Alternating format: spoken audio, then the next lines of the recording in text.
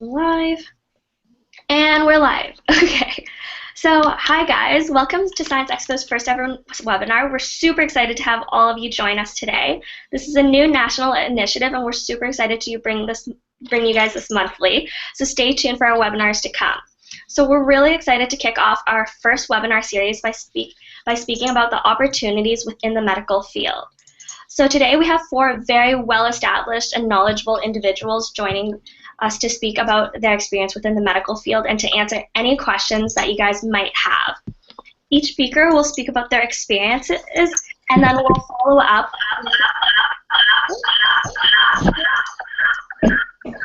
Oh. Can you hear?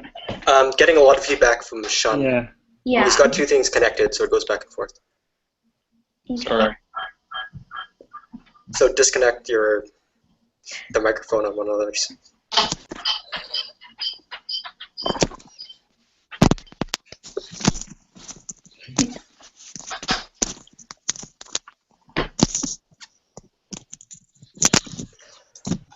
Sorry guys, is it better now?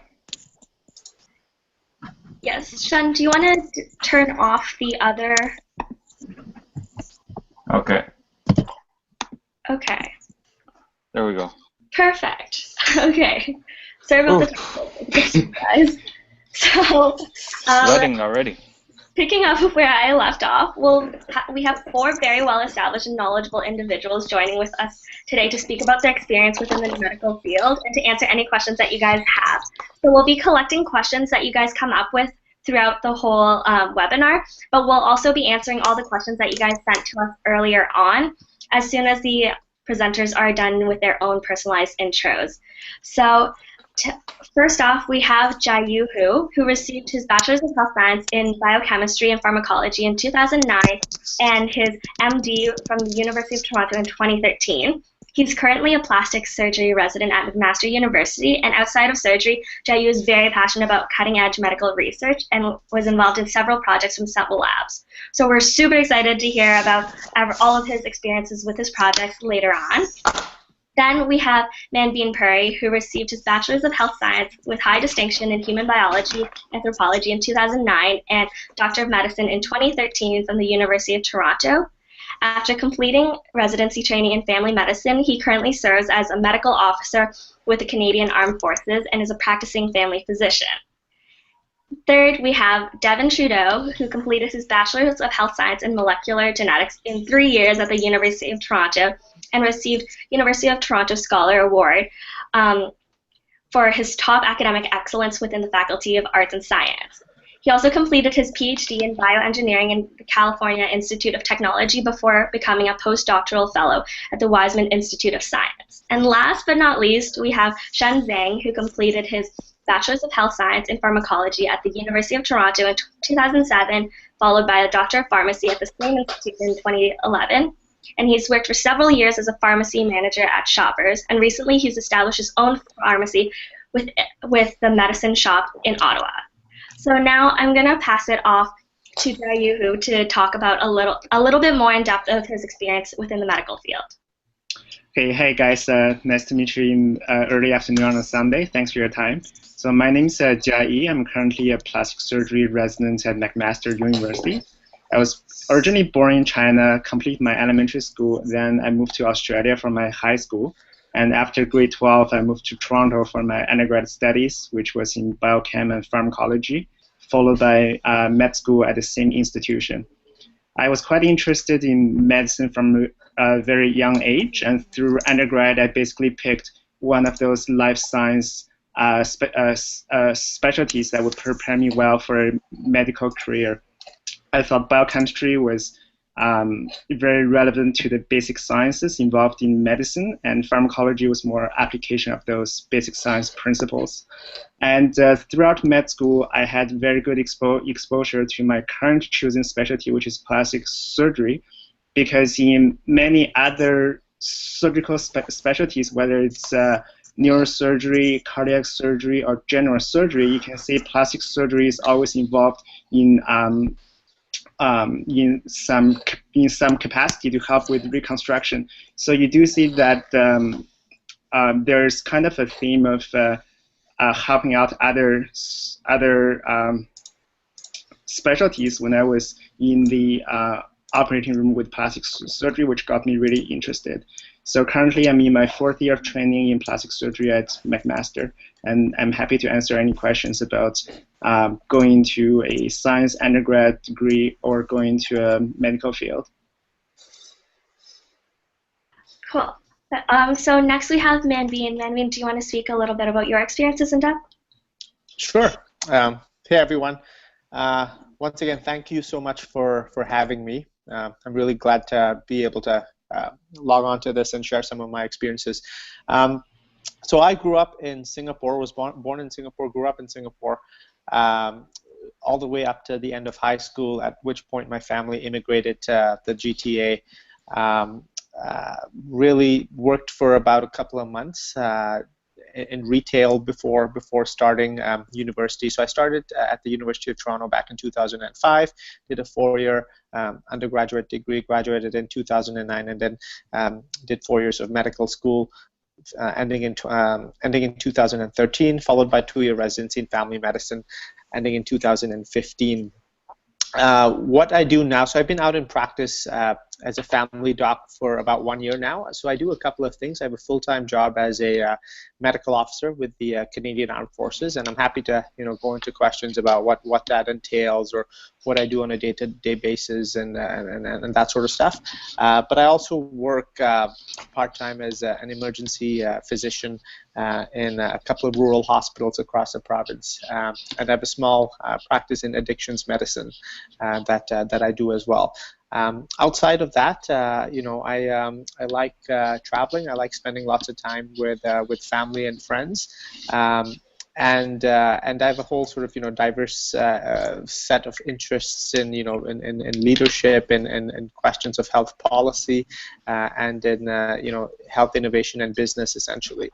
So lots of sort of different tiny projects going on the side that keep me really busy at this point. So that's a brief intro. Sorry, guys, I put myself on mute so there wouldn't be feedback. Devin, do you want to speak a little bit about your experiences now? Yeah, sure. So I grew up on Nanaimo on Vancouver Island, which is the home of the Nanaimo Bar. I went to college in University of Toronto, where I specialized in molecular genetics. It was a bit cold for me, so I finished in 3 years, and then I did my PhD in a much sunnier place in California at Caltech, most popularly known for The Big Bang Theory. It's not my favorite show because it strikes a bit too close to home, and a lot of people I met there were like people in the show. I did my PhD in enzyme engineering by directed evolution. So we approached the problem of biofuels from a few different levels, from the metabolic level to the enzymatic level. And my major focus was on developing enzymes for degradation of lignocellulose into feedstock for organisms to convert into biofuels.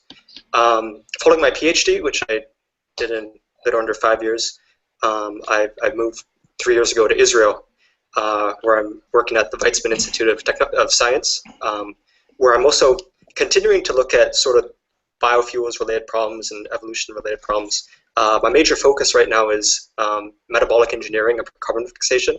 The idea being that you can improve the efficiency at which plants can fix carbon dioxide in the air into cellulose. Then you can improve agriculture as well as biofuels in general.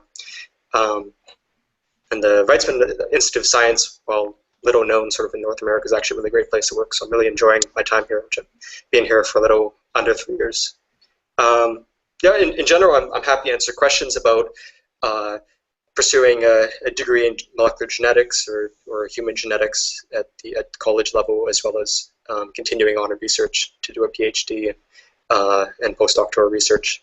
Having a PhD, I just said, is really great because you can really see a lot of the world.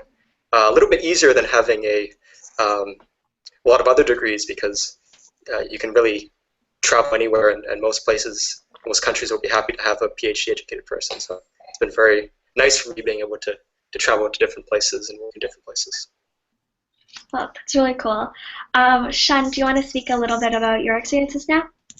Sure. Yeah. Good afternoon, everybody. Thanks for the organizer to invite me into this webinar. I'll be very brief. I don't have very elaborate experiences, but I grew up in China. I was born in China as well. I grew up in there, and my whole family immigrated to Canada about 1998. So it's what 20 plus years now, almost 20. And then I went to high school here in GTA in Toronto. I went to the U of T for undergrad. And also did 4 years of pharmacy in U of T as well. And I graduated in 2012 and obtained a license in the same year. Since then, I've been practicing as a community pharmacist since 2012 then. I've pretty much been through all stages of a community pharmacy, starting from regular pharmacy staff pharmacist, and then promoted to the pharmacy manager. And then last step was being a Shoppers Drug Mart associate owner. I've been doing that did that for about a year and a half, and then just most recently, in January this year, I moved to Ottawa and finally established my own pharmacy. So if anybody has any questions about pharmacy or a pharmacist career as in general, I can more than happy to answer anything. Yeah. That's really cool that you just moved to Ottawa. I'm from Ottawa, so I get really excited okay. here in Ottawa. Yeah. Oh, that's great. Yeah. So now we'll move into the question portion. Based on the questions that we received quite a lot, so we'll try to go through as much as we can. Most of them are pretty general, so whoever can answer, just answer, and some of them are kind of specific, so I'll direct them at whoever it is. So, Jai, so this one is for you. So is there something rewarding about the plastics field that you would not encounter in any other residency? I think I kind of touched on this before, where plastic surgery is kind of often involved in many other subspecialties of surgery, as everybody often needs a reconstructive help with their operations. Whether you have a bone fracture that needs the hardware to be covered, you have a skull fracture where you need the hardware to be covered, or you may have an open heart operation. Again, you need something for coverage. So I think plastic surgeons sometimes are called helpers of other surgeons. We often come at the end of whatever operation another specialty has done, and we kind of complete the job to give patients a more complete care. So I think there's many collaborations with plastic surgery with other subspecialties that you would not see in any other specialty, I think. So that's very rewarding for me. That's really cool to hear. So did you find that when you were when you were going through residency, did you find that it was really difficult to master it, because you have to learn to be a plastic surgeon in so many different fields, because it's such a large field. You don't really specialize like a cardiologist would. So what do you think? So I think at the core of the specialty, there's a few principles of reconstruction that anybody has to know. But I guess in any medical specialty, you have to be a lifelong learner, always being reading, studying, and learning from colleagues as well. And I think we're very fortunate to be in a collaborative environment. If you're there to help another specialty, they often, stay behind and give you some help if you need some guidance. So I think it really depends on learning from your own colleagues, having collaborative forces from other specialties, and always trying to learn by yourself by learning the basic principles and always stay up to date with the newest technology. So that's really cool. So Shan, the next question is for you. So what are some of the rewards and challenges of opening your own pharmacy in comparison to working as a pharmacist in a store like Shoppers? Yeah, that's a very good question. Well, the challenge is the same for any kind of business startups, is that you're facing a very tough competition from outside. Because once you're on your own, you're really on your own. There's really nobody else to help you out. So you are by yourself to solve the problems that you see every day, be it patient care-wise or business-related challenges. So working for a big box store like Shoppers Drug Mart, Walmart, things like that, you really don't have to focus or spend any time on managing the management side of the pharmacy. If you're really a clinical person, want to just focus on patient care, those working for both those stores is a good idea. It's you don't have to worry about financials and things like that. But on the downside, however, is that the reward side. If you're that type of the person who want to be in charge, who want to run the show yourself, or who just want to be your own boss, then definitely running your own business will be a great reward for you. Cool. That's really good to hear. So the next question is for Manveen. So, have you ever been in a situation where you've regretted your decision in joining the forces? All the time. No, I'm just kidding. No, I mean, I think you do sort of second guess that decision every once in a while, but I do know that it's I think part of what sort of helps you work through that process is that I know what I want to get out of this experience. So in terms of why that tends to happen, I think that's one of those things that is very common within sort of the physician community in the military, because there's always that sort of decision point as to what the differences would be if you're sort of working full time on the outside. So there's definitely many pros to working within the environment. Lots of really cool opportunities, but there's definitely a trade-off in working within the bureaucracy of a large organization and being an employee as opposed to a business owner. Who's self-employed, which is what I would be in a family practice setting on the outside. So a lot of the that tension has to do with that, with the level of control that you have over your own practice, over your the hours that you can work, and working within the chain of command structure within the military. It does take a bit of getting used to. But I think as long as you sort of know what you're hoping to get from the experience. And know what your rights are, what your responsibilities are, you should be okay. So to answer this question briefly, really no major regrets. I've only really sort of been working full time now for a year, so it's been pretty rosy so far. But I've certainly seen situations where people have come to regret the decision, and at the same time seen situations where people have had amazing career out of it and have gotten everything that they want out of it. So then, would you be able to speak to the difference that you see as like the major differentiator between being a physician in a general setting versus in the military? Sure. Yeah. So I mean, I think the biggest difference is that in the military, you're not just a physician; you're also an officer. So there's a whole set of responsibilities that come with that. So a lot of your work actually has nothing to really do with medicine. So I probably spend maybe about half my time doing, seeing patients in the military, but a lot of my time has to do with sort of, being essentially a commander and executing a specific task that is assigned to you. So a lot of, in the deployed setting, what you would be doing as a doc would be, running a forward medical facility close to sort of the front lines that evacuates patients. So a lot of it just has to do with being able to sort of lead people in that setting, being able to sort of plan for that, logistically, training exercises for actual situations that would happen.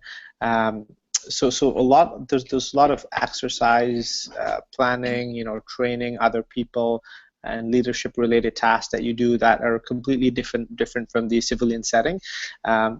So it's really completely two sort of different jobs in that setting. In terms of the medical part of it, so the 50% that you probably do spend doing clinical time, it's quite varied in terms of I wouldn't really say I do any family medicine per se, because the patient population that I see in clinic is it's mostly occupational medicine, which means you're sort of a company doctor looking after people and assessing their fitness to actually fill the roles that they've signed up for.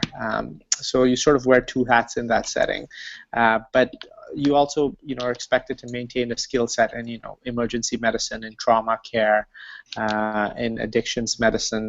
That's just some subsets of the care that you provide.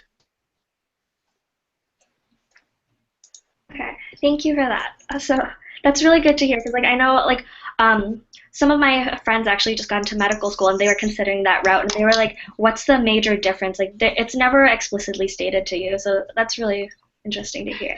Mm-hmm. Now, the next question is for Devin, and this is a bit of a loaded question, okay? So, what is the biggest problem that you wish to tackle with your extensive knowledge of molecular genetics?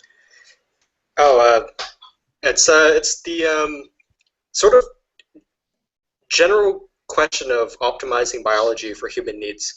And the specific questions I'm looking at is agricultural biotechnology and biofuels. I think those are the two major problems kind of facing people on Earth today, is how to more efficiently use the Earth, because we have a growing population, declining fossil fuels resources, global warming.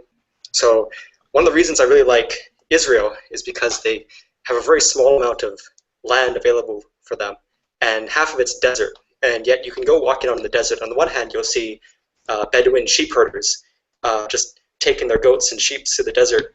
And on the other hand, you'll see these greenhouses where they're growing tomatoes and broccoli and carrots, like just in the middle of the desert. And I think this is the sort of thing that I think that as a population in general, we have to start thinking of ways to better improve the way we use the planet to make food and fuels. And so my current research is focusing on optimizing carbon fixation. Basically, I'm using enzyme engineering and metabolic engineering to improve the way that plants fix carbon. And so theoretically, we estimate that we can improve things by 10 to 20% through enzyme engineering. And so I think that's the question I'm working on is basically the question I hope to fix. That's really cool.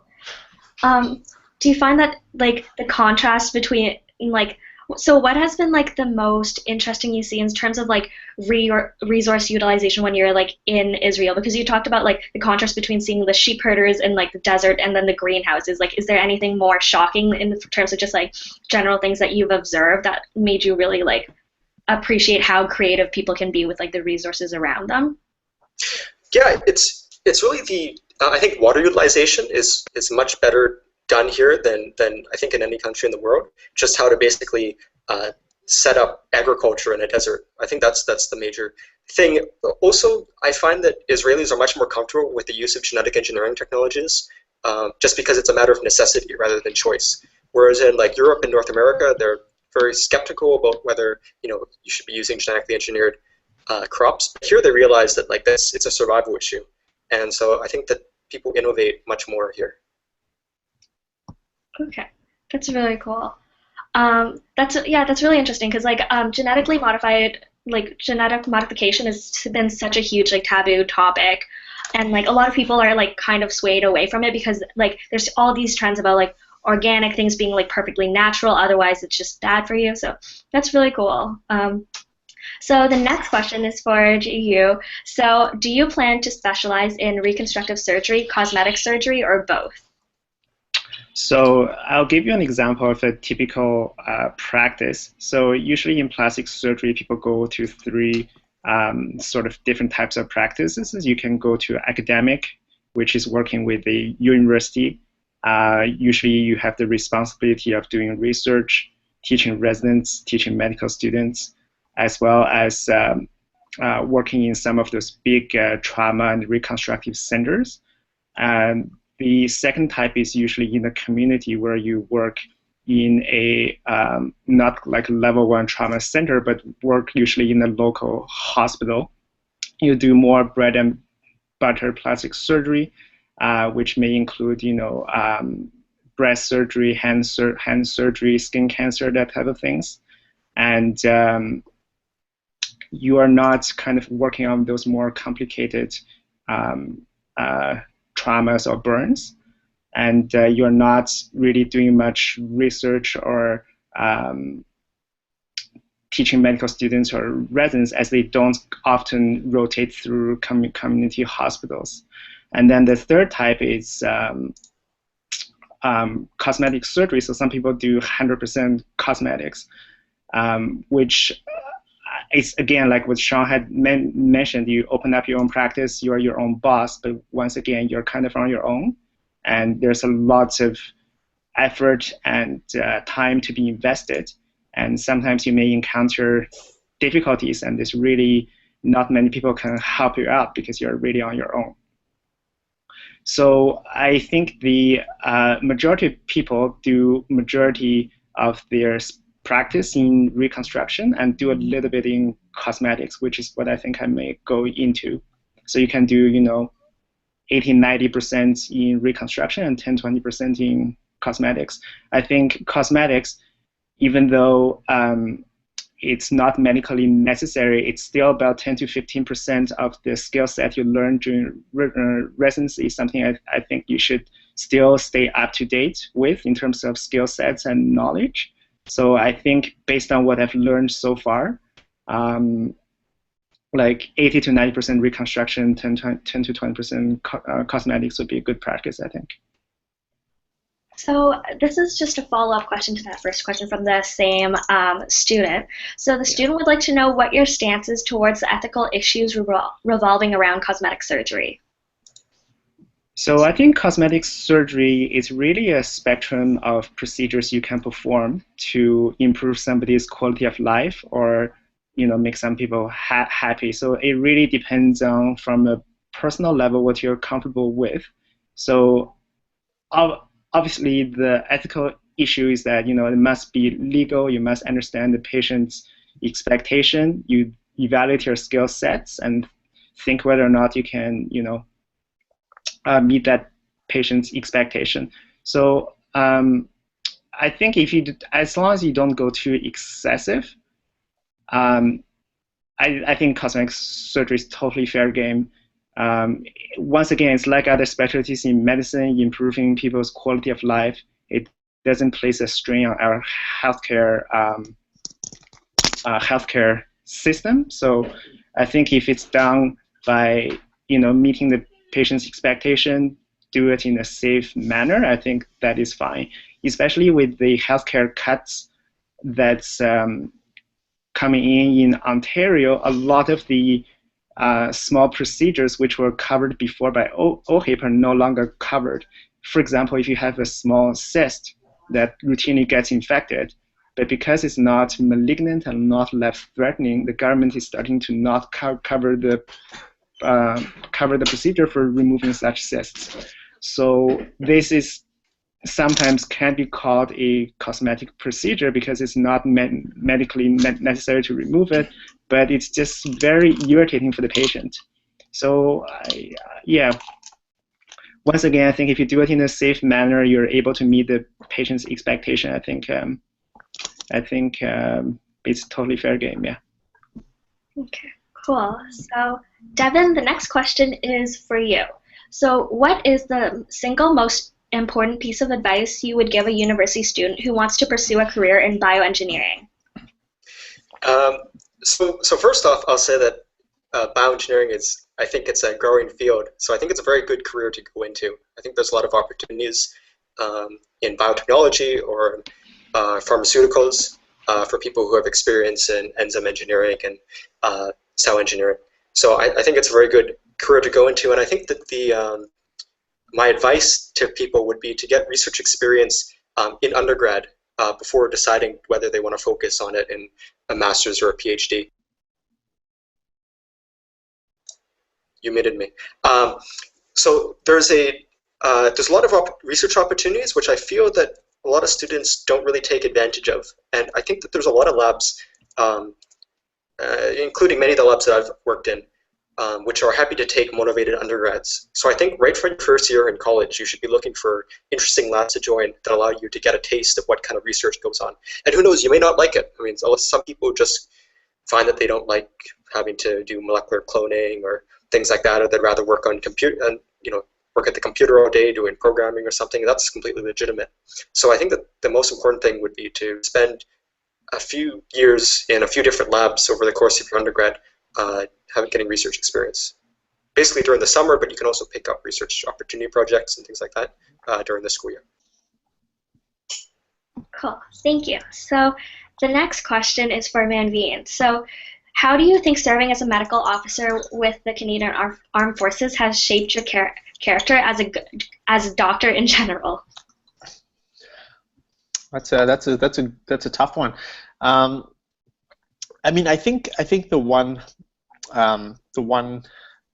piece that you sort of tend to think about more as a medical officer is really sort of your obligation a bit more to the system in general, as opposed to just a patient itself, because a lot of the duties that you perform as you get more senior as a medical officer. So I'm a pretty junior medical officer right now, really sort of just in my second year in.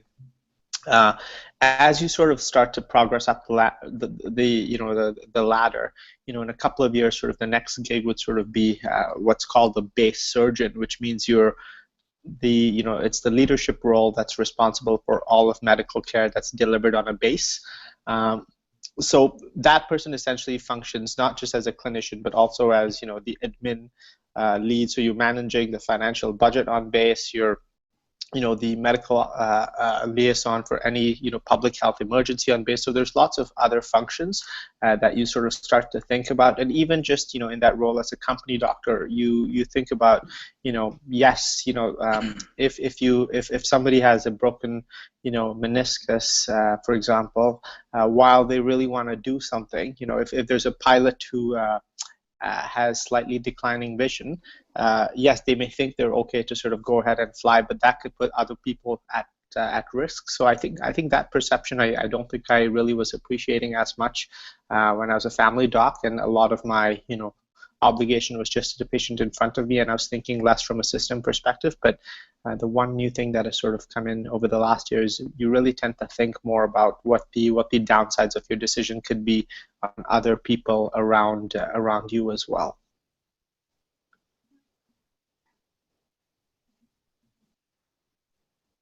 It's really interesting to hear. So the next question we have is for Shen. So what kind of attributes and interests would someone have in order for you to suggest pharmacy as a good career? Well, you have to be interested in health science, because if you're not interested in patient care, then it's not a profession for you. It's essentially pharmacist is part of the healthcare team. Second of all is you're facing patients. You're facing real patients every day. Not all patients are very easy with you. So if you are a type of person who is very good at communicating or has good communication skills, then you tend to do well. So in that sense, if having an extrovert personality is definitely better than an introverted person. If you're outspoken, then you tend to do well. Thirdly is I think having some kind of leadership or being comfortable being leadership. A leader is also important, because on your shift, usually you're being on your own, or you're the only pharmacist on duty.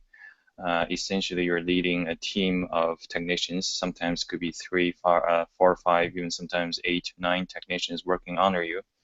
So you have to be able to feel comfortable giving out directions, observing everybody, knowing what they're doing. So that's also important skill or attribute to have. Yeah. Well, thank you. So just as a reminder to people listening, if you guys have any questions during the entirety of this webinar, just live tweet us at Science Expo using the hashtag @SEWebinar, or you can post them on the comment section of the YouTube video. So to continue on, this question's just for some university students right now, and it's a pretty general question, so it's kind of geared towards all of you guys. What courses should I take during my Bachelor's of Science or Bachelor's of Health Science that will boost my GPA at university?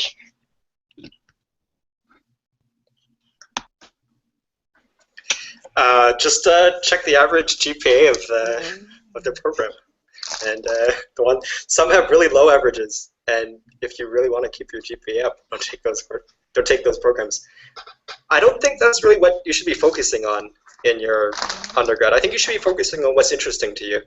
If you I want to structure your undergrad around what's easy, structure around what's interesting.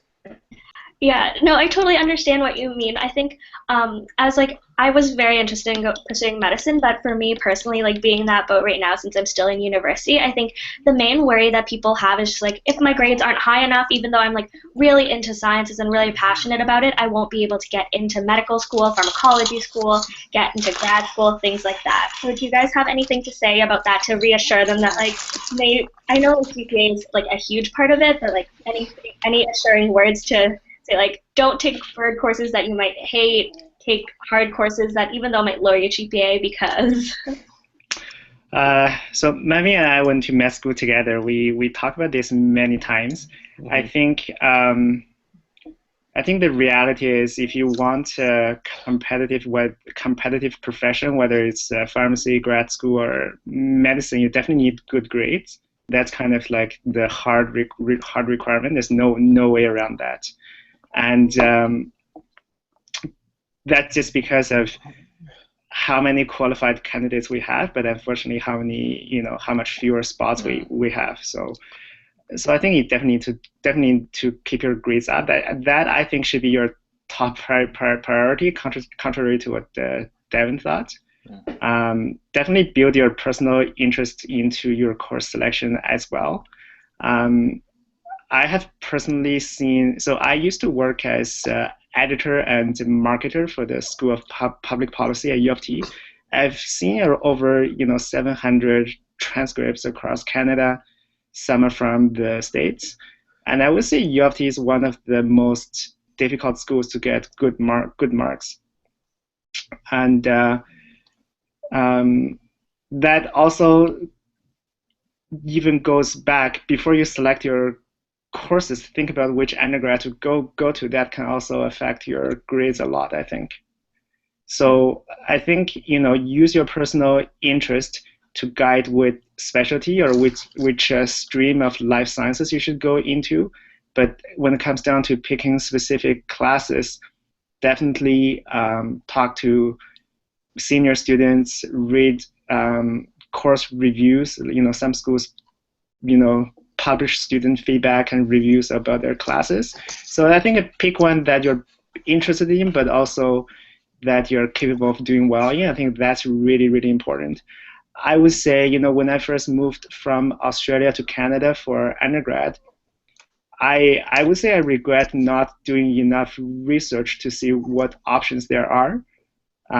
Moving from Canada to here, moving from Australia to here, all the schools I've heard of are U of T, McGill, and University of British Columbia, and that's only 3 schools I applied for. It's only since I came here I know there's a ton of other really, really good schools that I probably should also look more into. U of T in itself is a very good school. I'm very glad I went to U of T and met all these amazing friends. But I really wish I did more research, because one aspect of U of T undergrad, other than the course difficulty, was the courses are really big. I felt it was a little bit difficult to make close friends in class. Sometimes the professor doesn't have enough time devoted to answer individual student questions. So I think going back, I would just do more research, spend more time to think about your interest, but also what you're capable of. And finally, don't be in a rush to pick your classes or university. I think I rely too much on the reputation of the school, but in retrospect, I should have done more research myself. And just to briefly add to that, I mean, I think both points of view, I actually agree with what Jai is saying and what Devin is saying, and I don't think it's impossible to combine both to some extent, right? You can't really have it all, but I mean, you have to recognize sometimes that you may have to sort of sacrifice something in the way of interest so you can keep the GPA up, but at the same time, don't go completely in that pursuit of taking easy courses and really minimize your academic experience. I mean, I think the one word that sort of summarizes what you have to do is really planning, right? And I think it was like former U.S. President Eisenhower who said, it's not the plan itself that's important. It's the process of planning that's very important. So I think you really have to have a really good plan for your academic year and sort of your 3-4 years of undergraduate studies in general, right? Once you want to do something that's competitive like medical school, research the schools, right? Know the GPA that you need, know the prerequisite courses that you need, right? I remember sort of for every single academic year that I was in, I would systematically sort of study previous feedbacks that courses would get, speak to senior students who had taken the courses before, find out about what the distributions were for various tests, what week they would fall in. I would just try to do a couple of things to make my life easier, right? And things like making sure that you would not have all your exams crowded together at the same time if you're able to influence that, picking the courses that you want to do but that are slightly more difficult, at just balancing those out with slightly easier courses. I think strategies like that will let you pursue interests at the same time as keeping your grades up. So it's not completely impossible. I'd like to think I was able to, I managed to squeeze in a minor in cultural anthropology that was completely interest-based and involved writing lots of essays and stuff. And I think that was 4 or 5 courses that I had to take.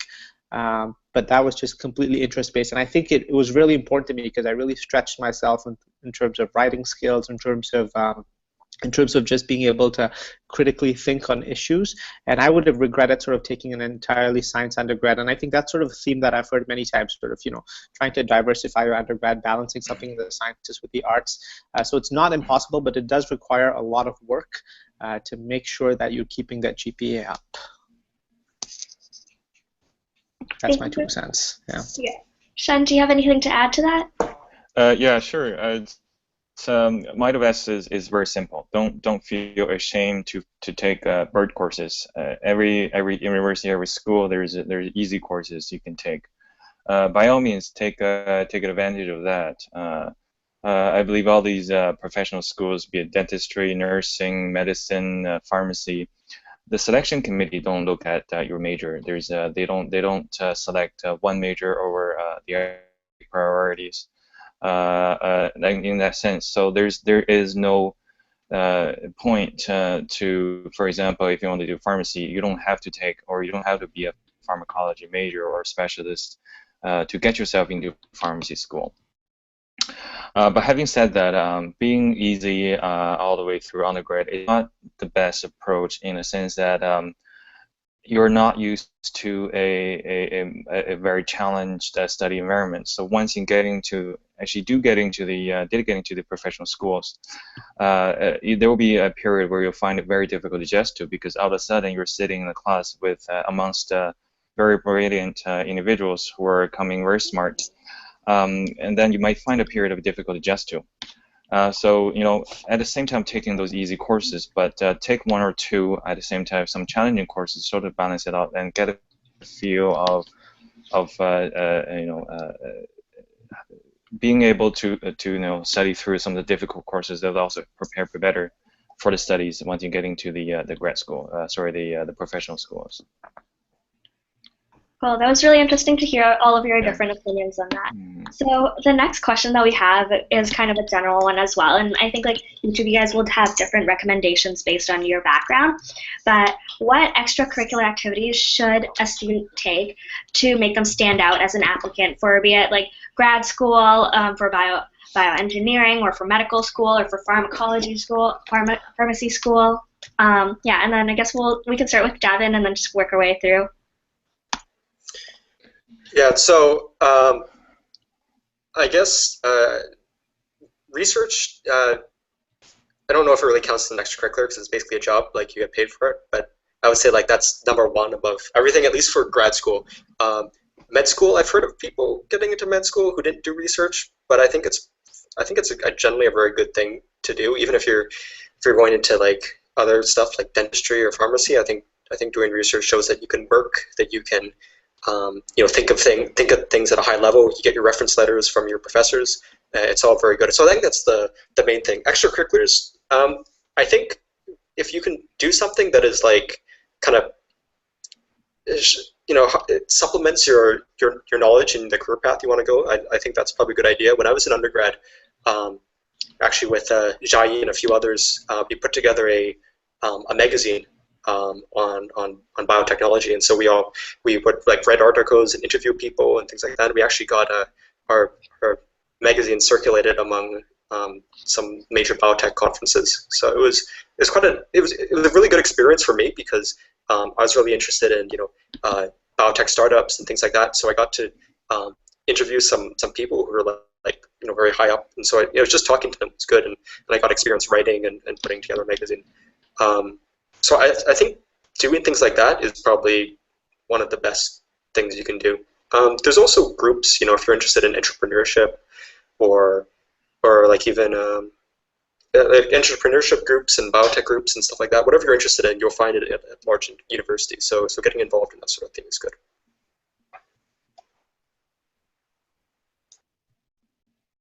Sorry, my computer's freaking out right now. Jaiyu, do you want to speak a little bit about your opinion on this?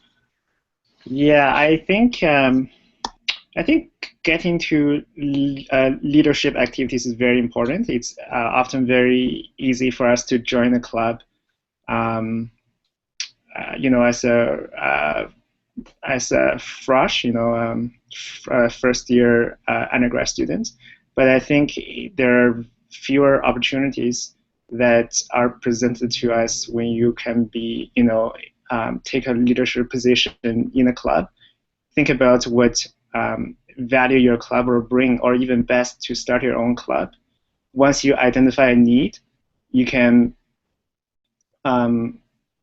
start your own initiative with like-minded people to solve that problem. I think that's probably a very key quality they look for in whether it's grad school or professional schools, where you're able to identify a problem and take the initiative to solve the problems yourself.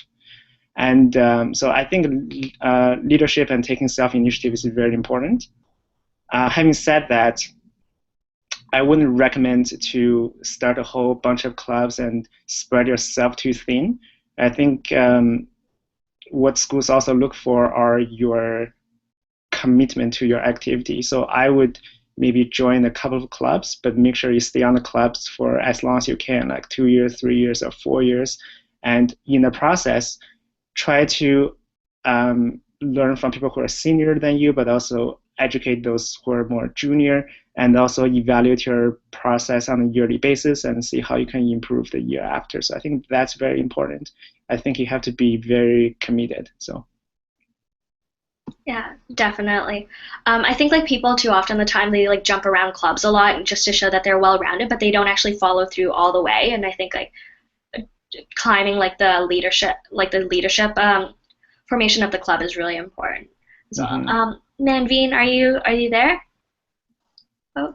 Yep, I'm here. Yeah, okay. Do you want to speak a little bit about your feelings? Sure. Yeah. So I mean, I would echo research and leadership. I mean, the one thing that I would sort of add to that is really sort of the tactics of how to actually accomplish that. So I do a fair bit of mentorship work, and really what I tell most of my mentees is, in your first year of undergrad, really resist the temptation to sort of sign up for every single thing, because a lot of that period actually is for you to, one, protect your GPA, right? So make sure you get the, everything from, time management to how to study right, to just getting used to that entire new workload of being in university. So I would say early on, don't get bogged down by extracurriculars where you're sort of just doing things as a participant. Have fun, have a good time, go play sports, go sign up for stuff, but don't take on too many unnecessary commitments.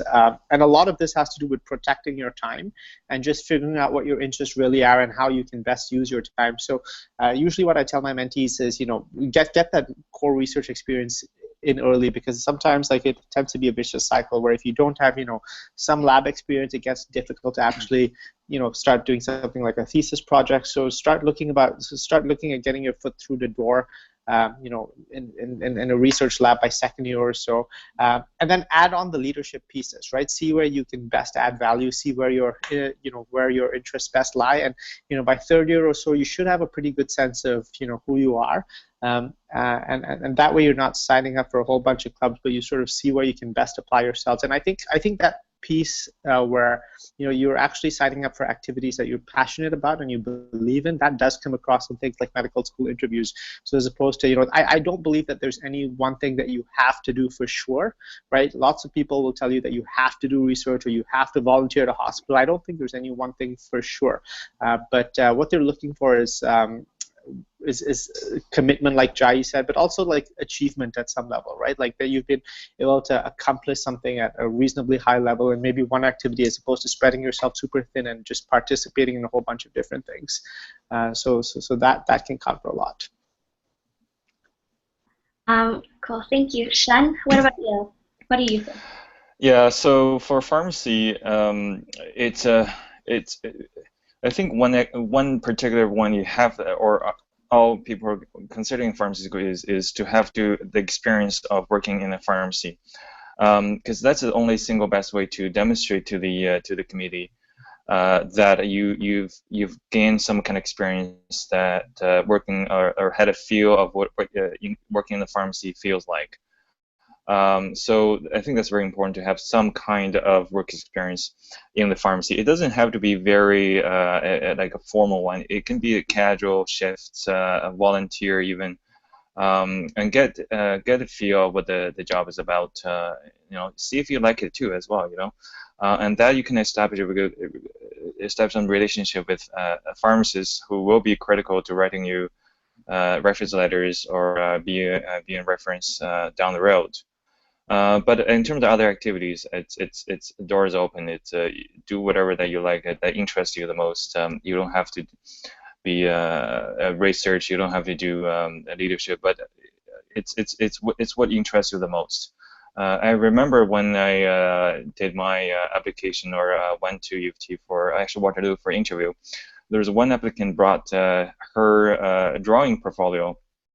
I mean, that's just one thing to demonstrate how you can be different from the rest, is to think outside the box. Because if you're doing research, then all the rest of people are probably thinking the same and doing the research. And then it makes you less stand out even. Do whatever that interests you the most, and but at the same time, spend a bit of time working in a pharmacy can definitely help you out with interviews and stuff.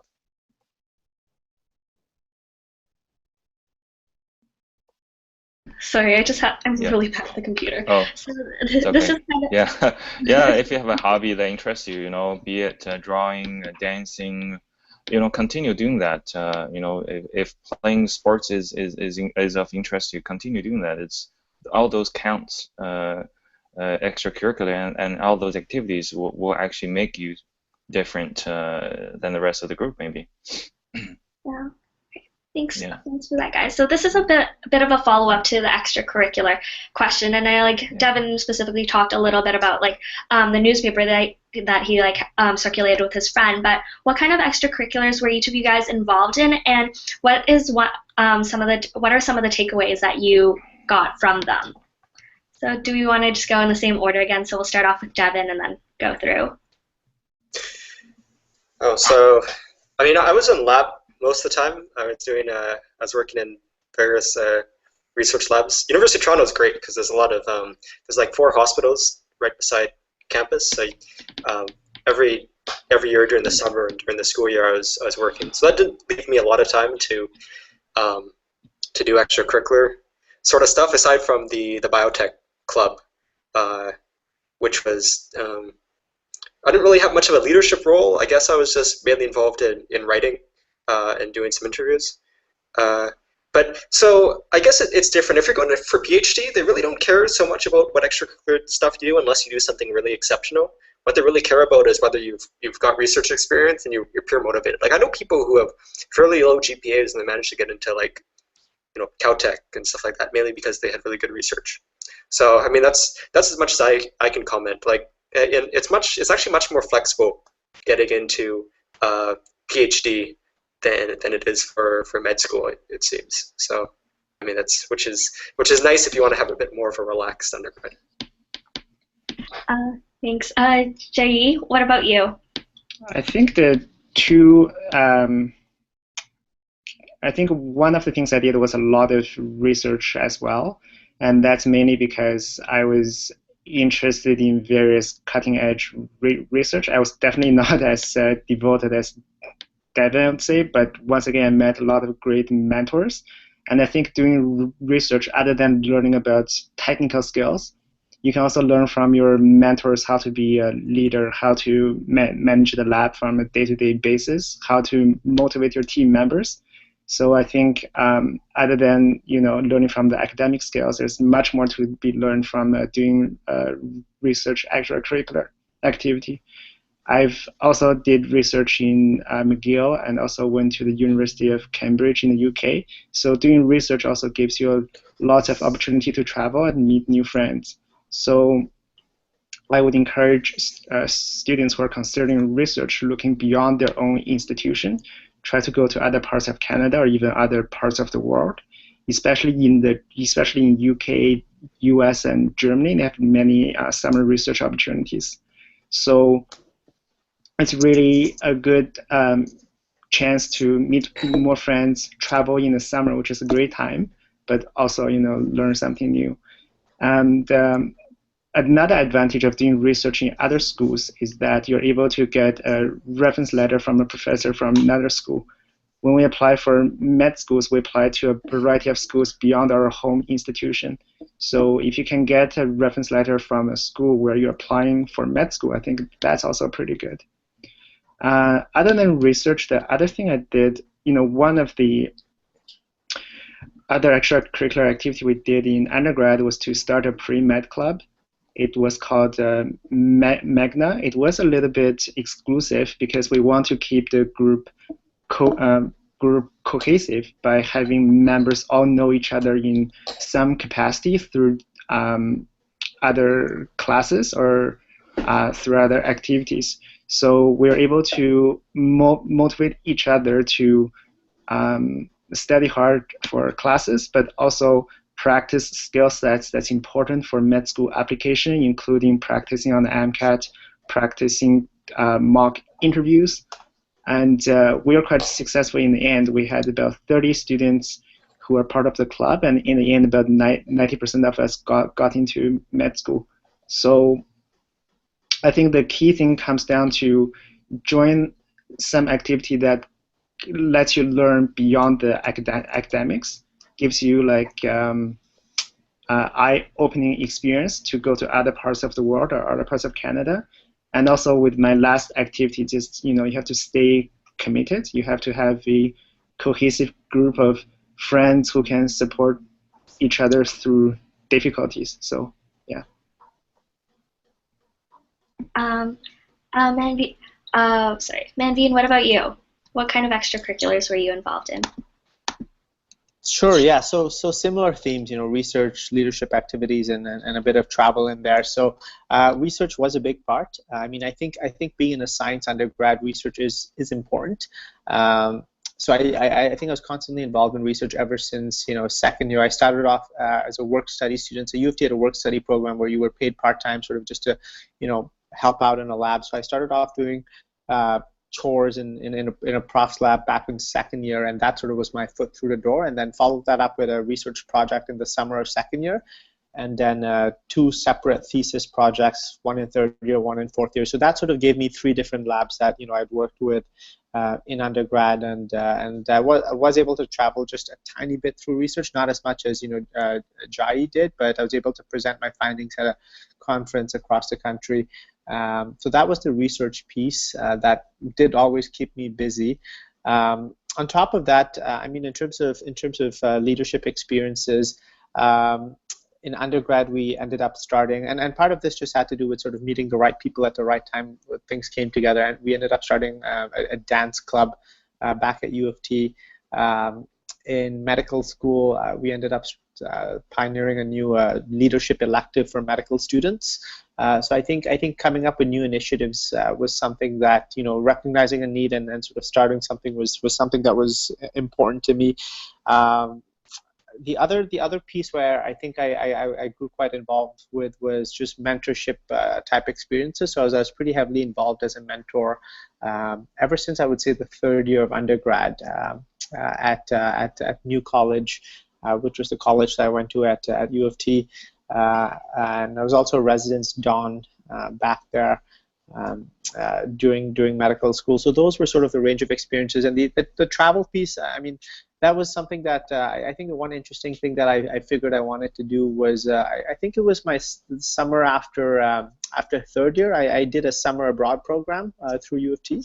So I spent about 5 or 6 weeks in Hong Kong. It was a business course actually that we took, something in cross-cultural management. It was a very interesting course offered through Rotman, and I was able to get most of it actually paid for through scholarships and various funding sources. But that was a lot of fun, a lot of interesting projects that you got to work in teams and sort of get that business school feel to how we were working on case studies and all that. So that was the range of stuff. That's really cool. So Shen, what about you? Yeah, so for me, I volunteered in pharmacy definitely before I got into pharmacy school. And my advice is that no matter which activity you choose to do, make sure you really spend the effort and make the most out of it. I also did research in undergrad as well. And I was lucky enough that I got a paper published with my name on it. So that actually helped, I think, boost my opportunity or chances of getting in greatly. I really spent a lot of effort. I remember the 3 summers in undergrad. I didn't take any day off. As soon as I finished the final exams, the second day I go into the lab. Did a lot of bench work, a lot of hours putting into that. I remember running, those Western blots, running PCRs, cell cultures, and stuff. But so it doesn't matter really what you do, or you choose, or what you pick to do. It's really about whether you've spent effort or not in doing it, and that's what the interviewer selection committee want to see, is whether you're able to put effort into things that you really truly love to do. Because if you can demonstrate that, then it will greatly enhance your chance of getting in. So that's my advice. Thanks for that, guys. So the next question is for Shen. So the student would like to know, in a general sense, beyond like being an owner of your own pharmacy versus like working for a big box store, what are the pros and cons of being a pharmacist? And they said be honest in bold and all capitals. Well, like I said earlier, being your own business owner is the pros, or is the same for all business owners. You're on your own. There isn't really a senior management or corporate office to push you for performance, for certain kind of activities to be done. You're not being kept track of your performance. But at the same time, since now you're the owner, you have to really look at the performance yourself now. So, like I said, the pro is what I enjoy. Being an owner is the freedom. That's what I like. I can budget the time. I can shift. I can decide my own shifts, determine my own shift. There's a lot of freedom in terms of the scheduling. But the challenging part is obviously you're facing this fierce competition from all sides. There are other independent pharmacy very close to you, and not to mention the big box stores are also very close to you. So to outcompete them is what's most challenging, because you try to stay profitable, stay afloat. That's what's the challenging part. And also with the recent cuts in all healthcare budget, be it I think pharmacy got a very good cut, a very big cut. I think all pharmacy wage lost about 20 to 30%. And I think that's true for medicine or medical doctor, nursing.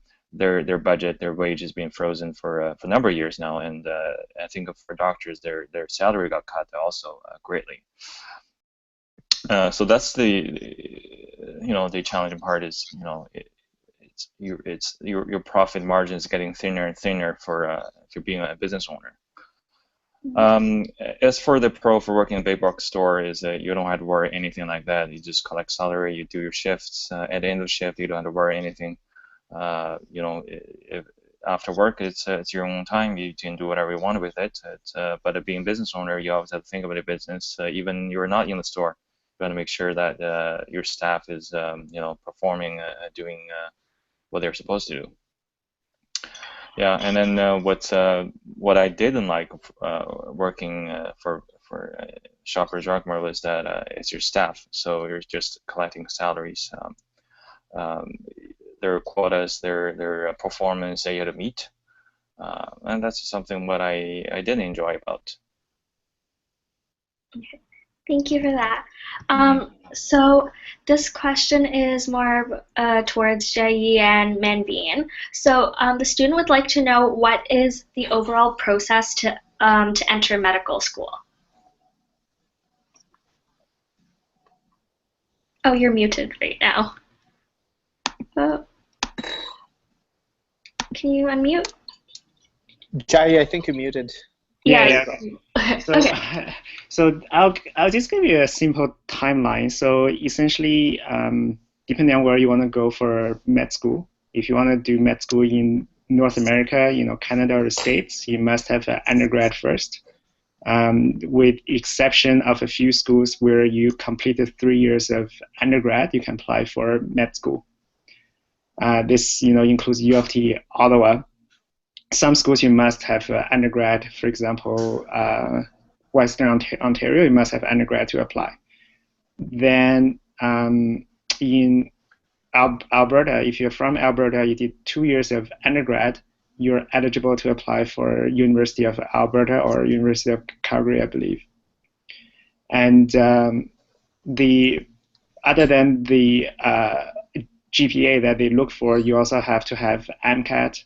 You also need, a few extracurriculars, which we already spoke about.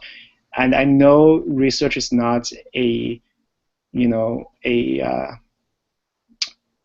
requirement that's stated on the application, but I would say it's an unspoken requirement now. I think almost everybody I spoke to all had research as their extracurricular activity.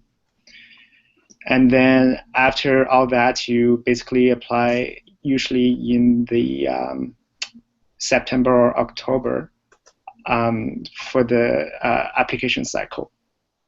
Now, if you wish to do medical school elsewhere, for example, in the UK, in Australia, then you can apply as a high school student, and your medical education will usually be 6 years. However, I would say if you continue to pursue residency in Australia or UK, it's usually a few years longer than Canada. So I would say whether or not, no matter where you do med school, the amount of time of med school combined with undergrad, combined with residency is pretty much the same. So you're probably going to be a practicing physician at the same age, regardless of where you go for med school.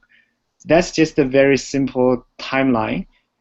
Quite recently, Manveen and I and 30 other colleagues across Canada in the medical field, we wrote a book actually about how to get into med school. So I think that's a great read for any students who are interested in going to med school or any parents who want to be more knowledgeable about the process. The book is completely free. It's called Your Guide to Get Into Medical School. And the website is guidetomed.com. So you guys can check that out. It's much more comprehensive. It really involves personal experience and advice from over 30 colleagues. So.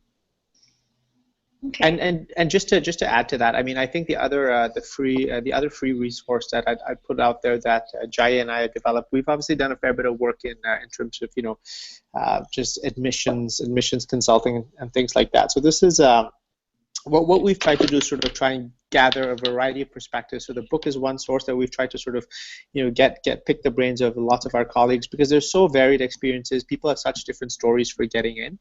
The other resource it's our blog on our website, which is mdconsultants.ca/blog. So it's mdconsultants.ca/blog. We also have a medicine roadmap that's somewhere on that website that sort of really summarizes the answers to the question that you've talked about. And these are free resources, yeah. Thank you, guys. Yeah, definitely we'll share that link with like the students that listen. Yeah, I'll just show you here. Can you see it?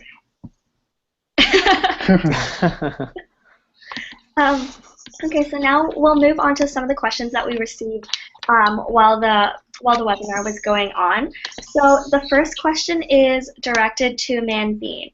So Manbeen, what do you think a healthcare provider's role is in addressing social problems? So they gave us some examples. So for example, they wrote addiction, access to medicine in rural isolated communities, abortion, etc. So just in a general sense, like what do you think is their role?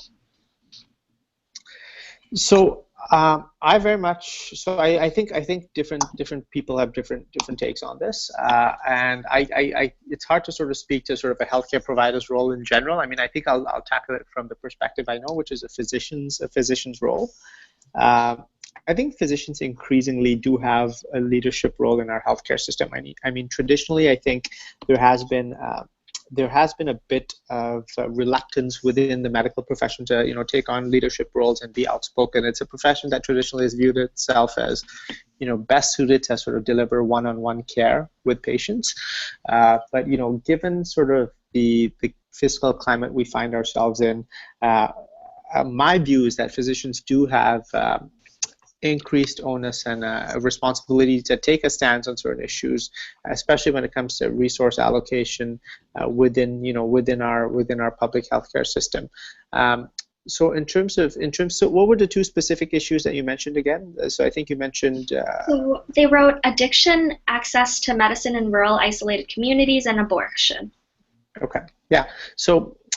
Again, I mean, in terms of how much you're able to influence, it really just it depends on the environment that you find yourselves practicing in, right? So I think if you are, if Jai ends up being a plastic surgeon in, let's say, a teaching center at McMaster, I think this would be issues that would concern him less, as opposed to maybe if I find myself in a couple of years, working up north in the rural community, these would be issues that would concern me more. So I think these are sort of, if physicians, I think what we're trained to do in medical school, and that is certainly the paradigm that doctors are being trained with right now, is to recognize problems in your local community and be able to speak and advocate for the people around you, right? So if there was a big issue with accessing medicines with, let's say, an indigenous or First Nations community I was working with, I would see it as my responsibility to at least become aware of this and bring attention to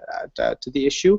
And I may not be the best person to solve the issue, but I certainly, as a physician, can have enough of voice in that community to get the ball rolling, bring maybe some media attention to the issue, get the right people in the room together talking about the issues. So I see it as a responsibility to step up when there are clear problems that you see in your immediate local community. Thank you. So the next question is for Devin. So how can both students from science and engineering work together on intersecting fields or projects? Well, I mean, in my PhD lab, I had people from, I was a bioengineer, and we had chemical engineer, physicists, people in the math program in Caltech, chemistry, biochemistry, and I think that's it. So we had like people from all different programs in the same lab, and we all worked on kind of different but related projects. And it is a good idea to have people with a lot of different experiences come together. In terms of I guess research at the undergrad level, my advice would be, regardless of what program of study you're in, if you find something really interesting, then just go ahead and email the professor who's doing that research and see if they'll take you. Most of the time, the work you'll be doing as an undergrad doesn't really require you to have like a substantial background knowledge in what you're doing. I mean, most of the time they'll show you how to do the techniques you're doing, and so you can, if you find something interesting, just go ahead and do it. And sometimes your expertise, say you're a programming, computer science, and you want to get into enzyme engineering, sometimes that becomes really useful because you can program a script to analyze the data more efficiently. So these kind of cross-disciplinary things are really important. So I wouldn't limit yourself to the particular field you're in, and just do what's interesting. Cool. So the next question we have is for all of you guys, and we'll keep our responses like short, like 30 seconds to a minute, because we are running low on time. So how have you communicated about STEM to the larger public, and what tips do you have for students who want to go into STEM? So very general. So Devin, do you want to start us off, and then we'll go to Jai, and then Manbin, and then Shun? So I mean, if you're a high school student, I think it's a good idea to see if you can do any tours at the university. Talk to people who are doing who are students at the university. When I was a high school student, I did a lot of science contests and things like that. When I was a high school student, I represented Canada in the physics Olympiad just because I was pretty good at physics, and just that sort of thing can kind of get you you just want to learn about, because there's not much you can do as a high school student to really do work. It's more just kind of learning what's out there. So I recommend things like that. Thank you. Can Yeah, I would definitely recommend learning more about STEM. I mean, I did my high school in Australia, so I don't really know how it works in Canada, but I suspect there will be similar science fairs. There'll be math or science Olympiad you can compete in. And I would say, STEM is a fairly large future career opportunities. When a student doesn't really know, what career he or she wants to go into, just think about the type of careers that are out there. And I would say STEM is probably a third of all the possible careers you can think of. So definitely explore it. Thank you, Manbin. Yeah, just to quickly try and add to that in 30 seconds. I mean, I think Canada, in general, there is a large focus on STEM, not as much as in the United States in terms of public funding for spots, especially things like postdoctoral positions in universities. But Navdeep Bains, who's our Minister for Innovation, Science and Economic Development, I mean, he's come up pretty strongly recently in terms of pushing through STEM education. So this is funding at multiple levels, at the undergraduate level, at the at the graduate school level, and at the postgrad level. Lots of sort of different programs that under the previous government were not. We're not focused on as much. So I think this is a great time to get into STEM in terms of the work that I do. I certainly do a lot of stuff with Jai. A lot of it has to do with just sort of sharing our experiences. I mean, I think I'm one. We're individual people having a lot of what we want to try and communicate to high school students is that there's no one single pathway. There's lots of different things that you can do and have nice, fulfilling careers and have impacts, be it small local impacts or larger impacts on your community around you. And STEM is a great mechanism, a great tool for you to apply your skills that you gain throughout your professional career to help others. Thank you. And Shun, what about you? Yeah, and I cannot agree anymore. I 100% agree with all the rest of the guests here. Is STEM is very important because essentially you're getting into a health field, which is medical science. That requires prerequisite from the STEM field. So while you're in high school is a lot easier in my view, and there's more time for all of you guys to work on develop your weaker subjects. So take the opportunity of time in high school to strengthen your weakest subject because there's no way to get around it. Yeah.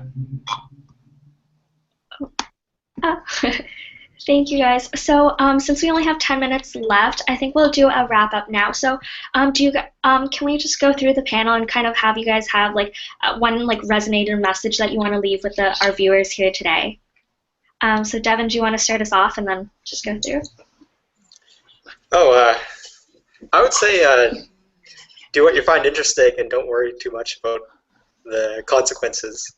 I mean, I ended up in the Middle East doing I was working on some, a lot of different projects here and things like that. So you never know what's going to happen. You might, do an MD and realize you really don't like being a doctor, so you want to go do something else. So I mean, just don't stress out so much. You guys are obviously motivated enough to be here. So I think you'll all do fine. Thanks, Devin. Jai?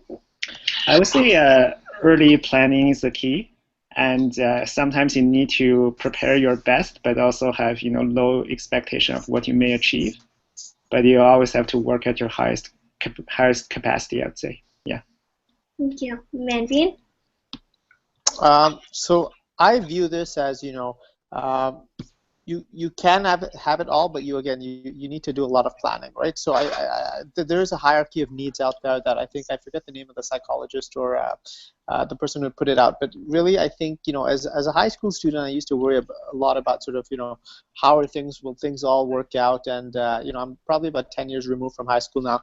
I think you do have that obligation both to yourself and to your family to, certify your financial needs, right? Make sure that you're able to sort of get a job that can pay the bills, or at least make sure that whatever you're choosing to get into, especially depending on the background that you're coming from. Like we had come in as an immigrant family, so certainly I did have like that financial obligation both to myself and to my family to satisfy that.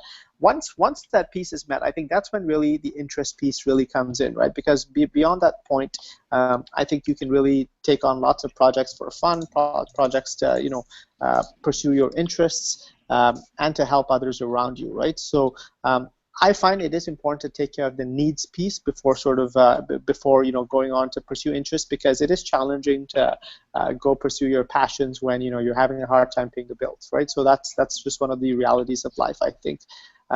So try and keep both in mind when choosing your future career. That's my advice. Thank you. And Sean? Yeah, so my advice in general is do what you really truly believe they can excel in. Do what you love, you have passion in. Don't follow the path that your parents might have set for you. So explore the profession, explore the professions. I mean, health science is a very broad field. There's beside being a pharmacist, medical doctor, there's nursing, there's dentistry, there's whole other many other professions you can still look into and see if those interest you. Secondly is that what if you did become a doctor, but what if you did become a pharmacist and you happen to have not liked the job? What do you have as a backup? Is there something else you can do once you decide to quit? Call it, So that's also important to keep in mind is what do you have as a backup? If you didn't get into pharmacy school and if you didn't get into medical school, what would you do then? Having some kind of those backup planned will help you better to just down the road, I think is also a good idea. Okay, so thank you so much, guys, for joining us today. We really appreciate you taking the time out of your day to speak to our students about it. Devin, from hearing about your experiences researching biofuel in Israel, that's super cool, and I think a lot of students will consider research because of that, and also traveling. And Jai, it's so cool how you demystified plastic surgery for us, because so many of us don't actually know how multifaceted and how involved it is in all types of surgery. And for speaking about the armed forces, I think it opens up a lot of doors and opportunities for students because they don't know that that is a path that they could choose. And Shen, for speaking about your experiences going from a big box pharmacy to being your own business owner. We want to say thank you. We appreciate you so much. And also to everyone that joined us, thank you so much and for joining in. And if you have follow-up questions, just shoot us a message on our Facebook page or Twitter or email, and we'll get back to you guys. Stay tuned for our webinar by following our Facebook page and our newsletter. But also for everyone out there who wants to get more directly involved in Science Expo community, we'll be having our conference in our 3 provinces this November. So our applications will launch late October and early November for more things like this and in person too. Yeah, so thanks guys for joining. I'm going to take us off live now. Yeah.